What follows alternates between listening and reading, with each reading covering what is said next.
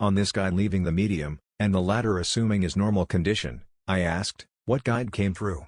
He replied, "Pilgrim is the one who has just left, the former guide was unknown to me." Pilgrim, I should mention, is a guide who often controls the medium. He added, "He, the Eastern guide, is standing near your left shoulder now, and he is a man of noble presence and evidently of Eastern origin." He described his features and general appearance, including his dark complexion, white hair, and long, flowing white beard. He told me he wore robes of shining texture and of a beautiful blue color, or pink and blue, enriched at the waist with a flashing girdle of a golden color which sparkled and scintillated and threw out from itself brilliant rays of light, while his whole presence coruscated with brightness. The medium added, "I judge that this guide has been on the spiritual plane a long time, no doubt for many centuries, and that he is from a higher sphere than that which is immediately beyond the earth plane." I said, "I wonder if it is possible to ascertain the name of this spirit friend?" The medium said, "He who is standing close to you gives his name as Maharaj." I said, "Would you ask again, as this does not sound like an Eastern name, and I am anxious to get it correctly."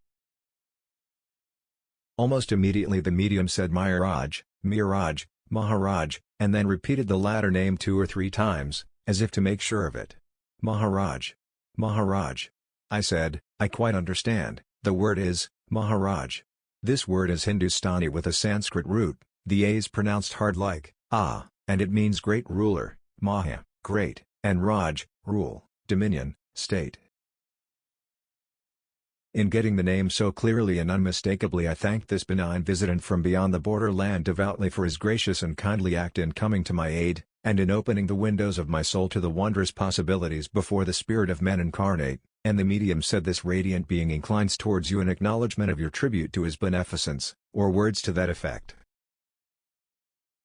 I should now relate that before this Eastern guide assumed control of the medium, that is to say, when the medium was in a normal condition, he described to me a female form of great beauty and of Eastern origin, who showed him a series of landscape pictures symbolical of my life.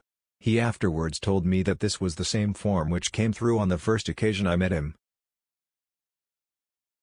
She who brought me into the first realization of spiritual phenomena by aiding my mother, wife, and others to show themselves to the clairvoyant in my aura.